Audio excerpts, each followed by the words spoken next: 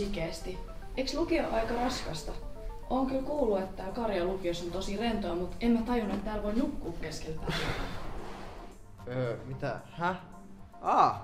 Juu, onhan lukio aika raskasta joskus. Ja välillä pitää nukkua, myöskin koulupäivän aikana.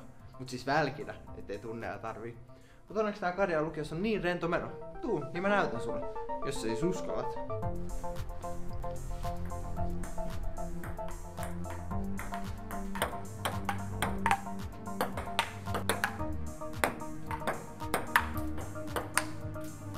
Mä voitin!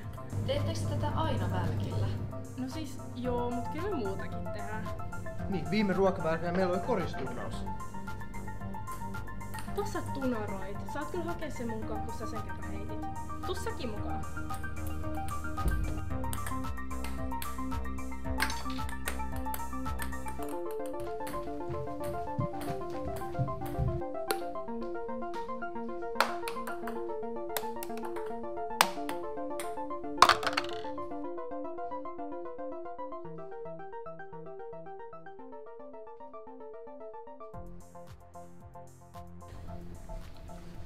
Kiva, kun täällä ei ole luokka ihan täynnä. Ja vielä 2 opea tällaista ryhmää kohden. Onks tänään joku luokkaretki? Ei, mut huomenna ollaan menossa fysiikan kurssilaisten kanssa Heurakaan. Ja käytiin taas perinteisesti viime vuonna Ylläksellä laskettelemassa.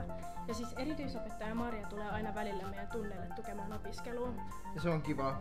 Silloin mä saan apua, kun mä sitä tarviin. Tossahan se pallo on. Lähdetään perään. Hei, onks Tuve Jansson tehnyt mun graffitin tänne? Onks tää joku muu juttu? Joo, toi ei oo graffiti, peliä.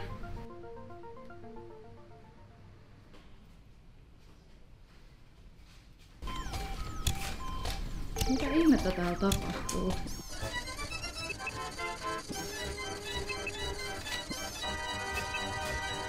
Ei tällainen tarkkurssi ainakaan mua haittais.